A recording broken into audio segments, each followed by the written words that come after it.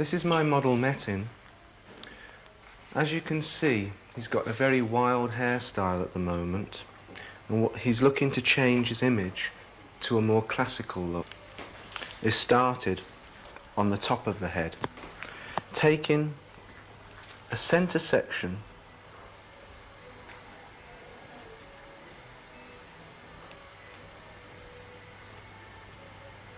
cut the hair so as to leave weight in the front area.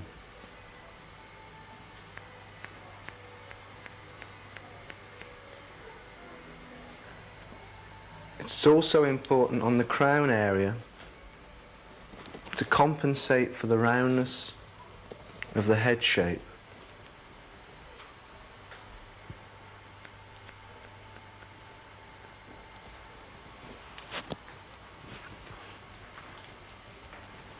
So we leave at the front and on the crown a little extra length, taking the roundness away by slicing through the centre. We continue the cut through.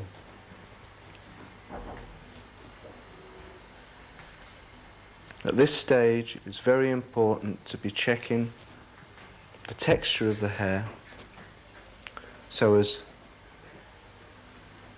to achieve the right length for the individual hair structure. The over direction towards the centre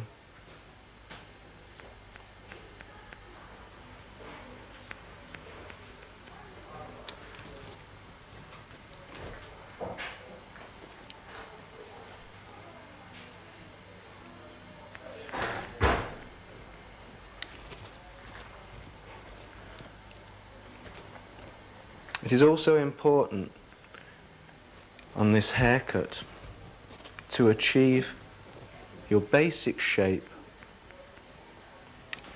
quickly.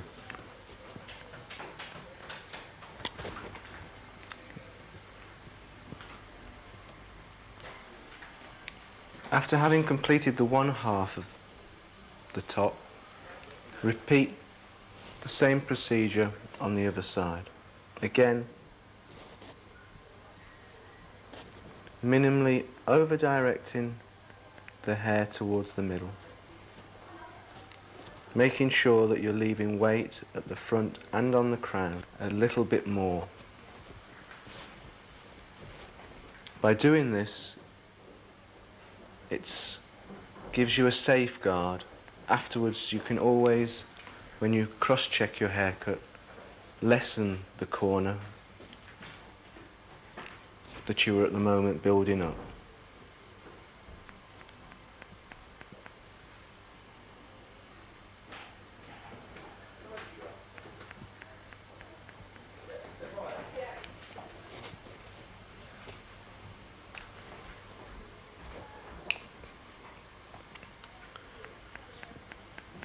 With the increased over direction, it means that you don't have the danger of rounding the head off as you go down into the sides.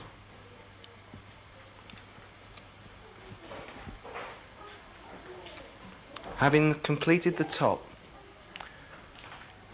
cutting down towards the ear. At this stage, do not worry about getting too close into the ear, because again it gives you leeway at a later stage to refine the shape. The danger is that if you from the word go tight into the side of the head, work backwards past the ear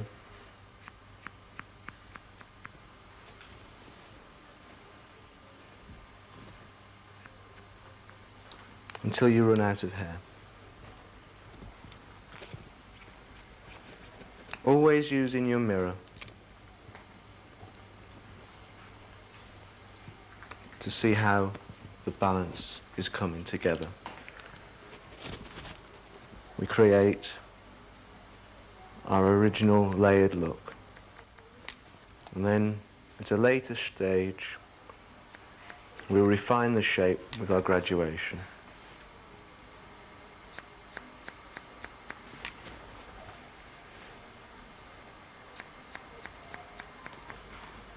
Move to the back. Use the top length on the crown as a guide. Again, the middle of the head on the crown.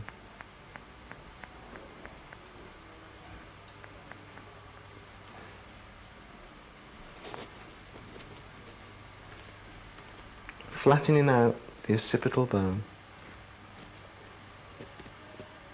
But be very careful over the occipital bone not to go too short, because that can, if it's pronounced, jump up at you.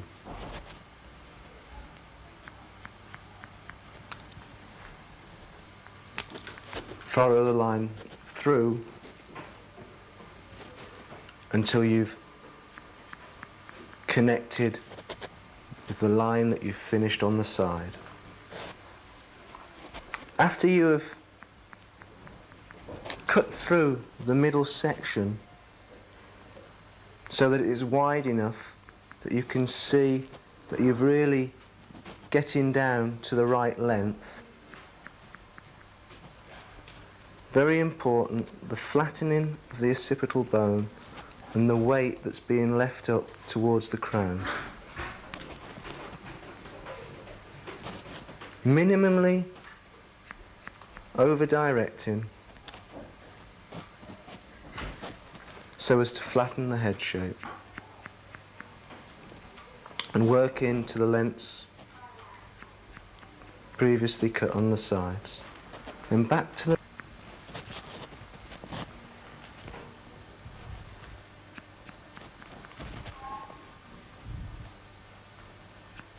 finishing off.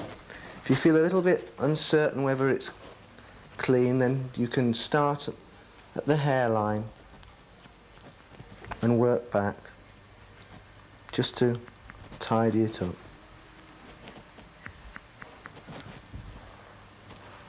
Checking that you're happy. Now, if you feel very confident of the length that you're going for in the neck, you can by all means work inside your fingers. As you've seen, I've been working on the outside of my fingers because with this rather difficult hairline here, I prefer to leave it a little bit longer at the moment and work back onto it at a later stage. Now we move back to the middle and the whole time away from the hairline. Then afterwards I will go through the whole again, working inside the hand.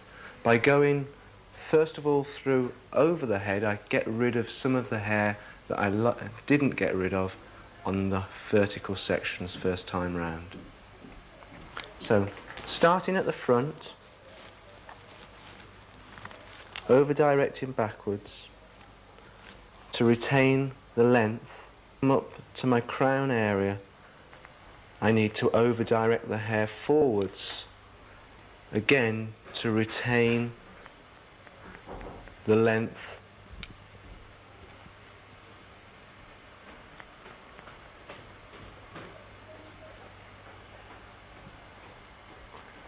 So very important on that crown area, take it forwards, otherwise you're going to very easily cut away the weight haircut, because if you do, you'll graduate the line at the front and lose the weight. So going back to the crown, over directing forwards, again to retain the weight.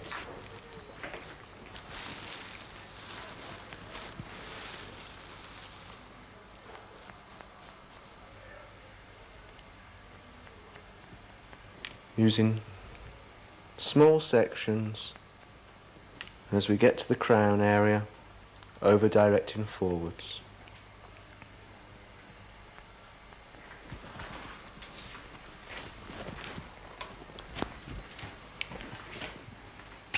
Brush the hair through, have another good look at it, and if you're satisfied, over directing the hair upwards, because if you do, you won't get rid of the lengths.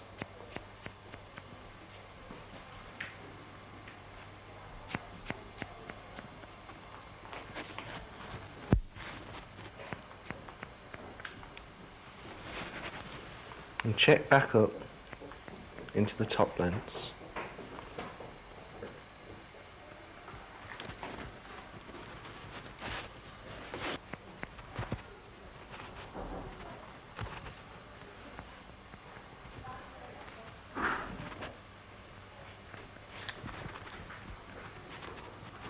Then, going down,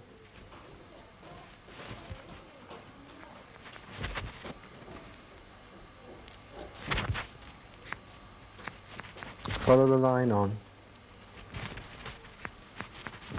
If you imagine that you're going for excessive hair here,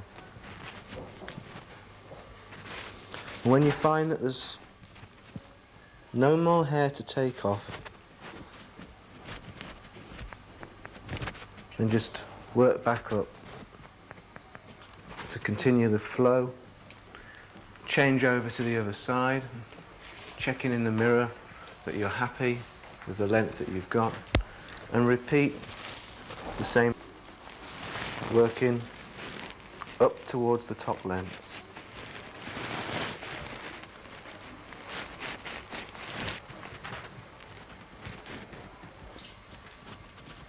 If you're happy with the general length, move to the back, and again using the same procedure, check the back. Very important when you're using these horizontal sections not to take too big a section,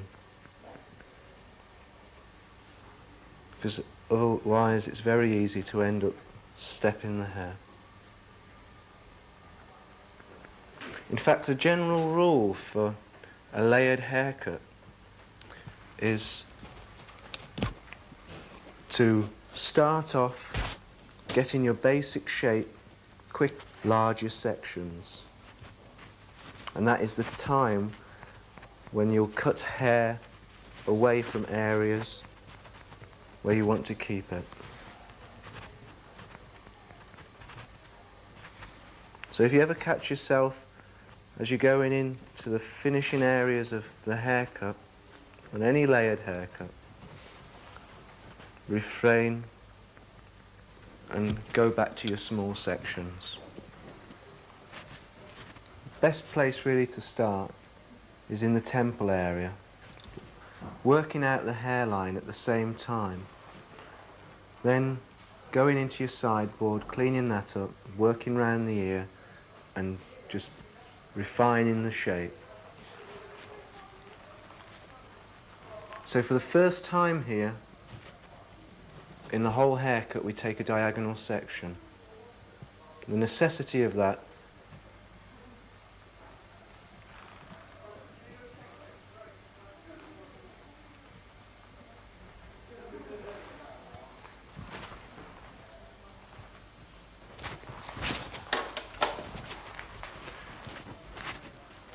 brush the hair through. If you find that the line is too heavy, then just go back down then, parallel sections, and just check the hair through.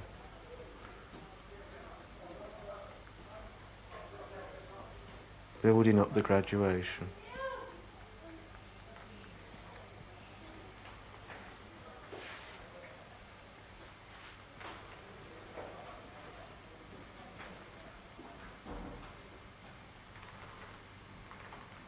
I've got a little bit too much weight here, so I'll go back, having checked it optically. With the fineness of the hair here, it's just a little bit too heavy, so I'm just going to check back over it to blend that in.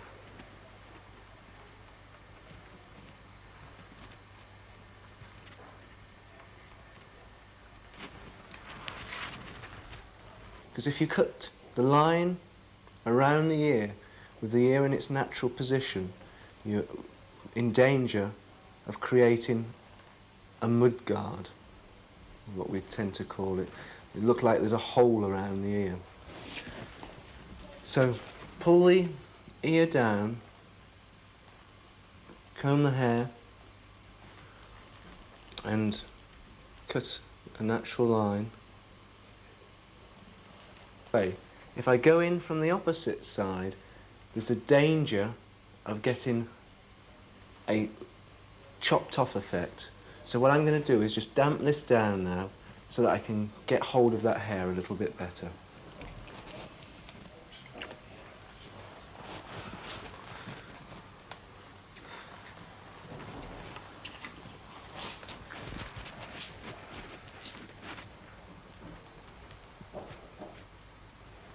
You'll get a much more natural look to it. And check how it looks when the ear comes back up. Necessary now that you've got the gauge, that the line is at the right length, just push the ear completely away.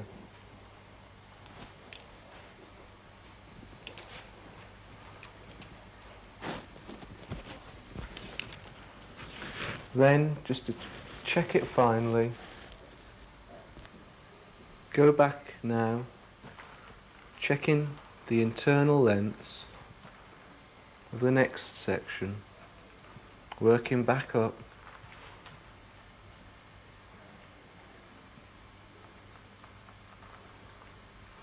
continuing the line through to the back that we've already started.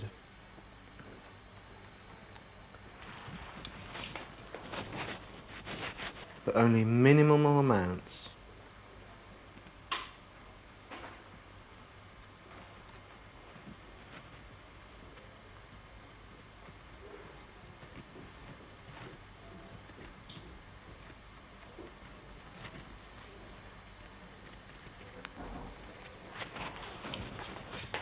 You really should at this stage be going for the final look.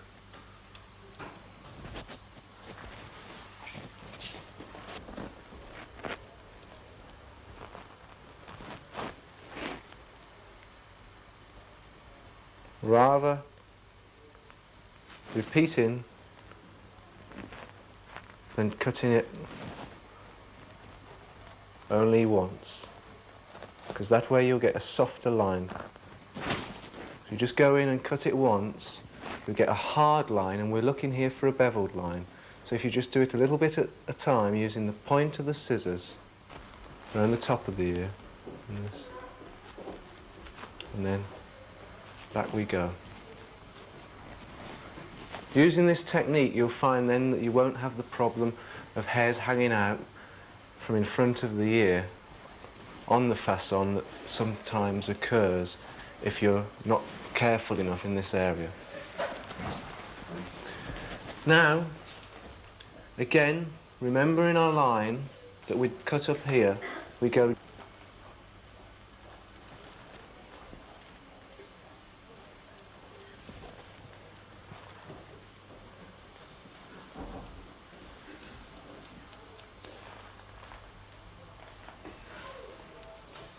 cutting the line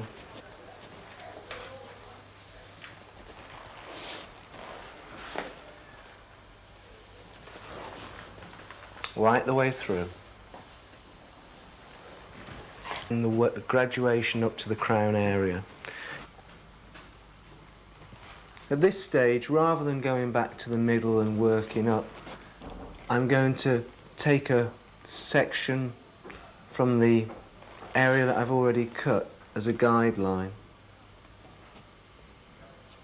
Again, I'm lifting the hair up quite a way because I'd rather leave it a little bit too long in the nape of the neck and take it away with the scissor over comb than go in at the moment too short.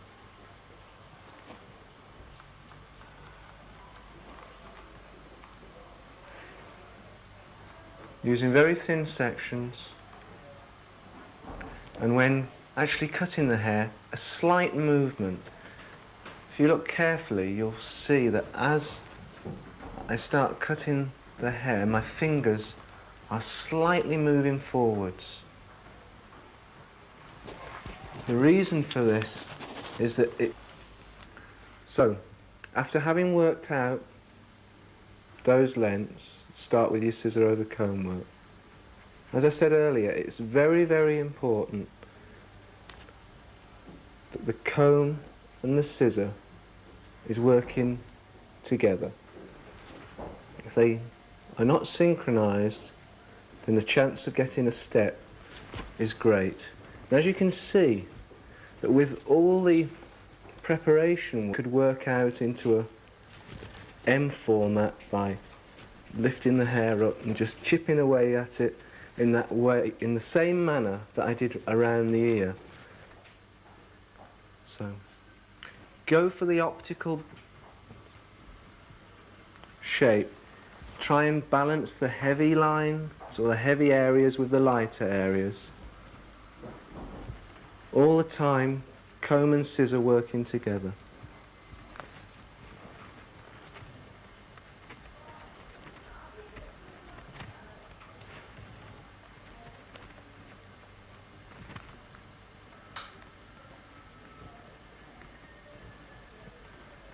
Getting an optical blend from the heavy growth areas to the lighter growth areas.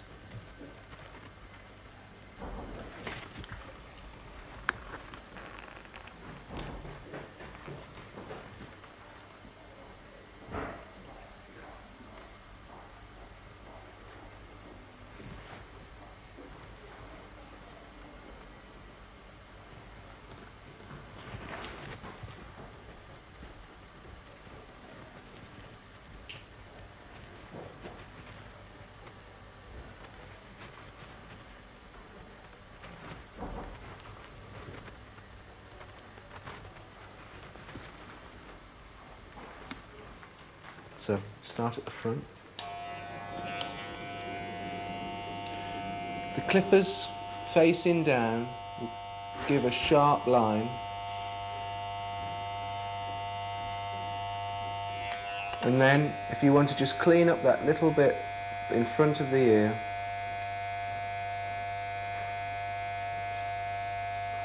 with the movement of the hair, again so it remains natural. Then affecting the shape, the loose hair away. This is a technique that in particular for very straight, fine hair is very useful, or for that matter for Asian hair.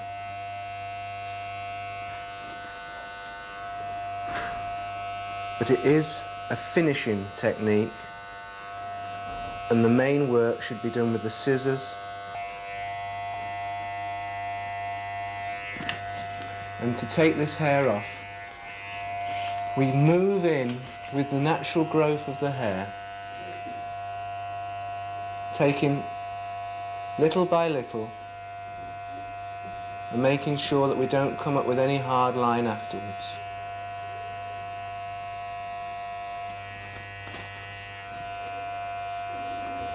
With the rest of the style.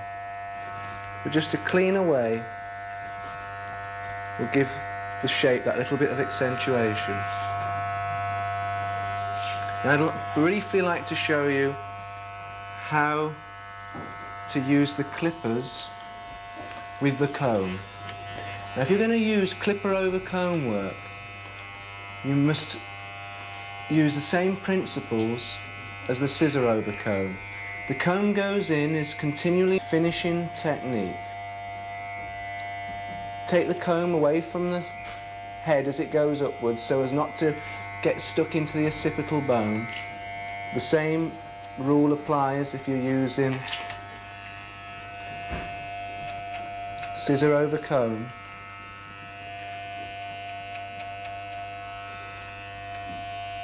Go in for an optical blend. One major mistake that people tend to do with any loose hairs on the neck, you can also just take away. But being aware not to create any harsh lines.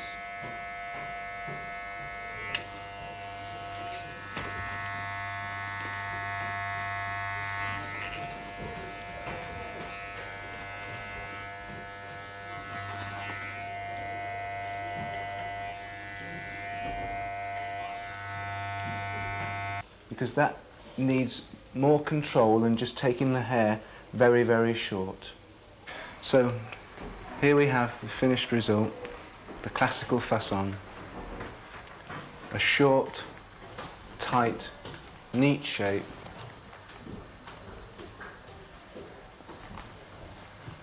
And just to show you how you can transform this into a fashion look, I'd like to show you the head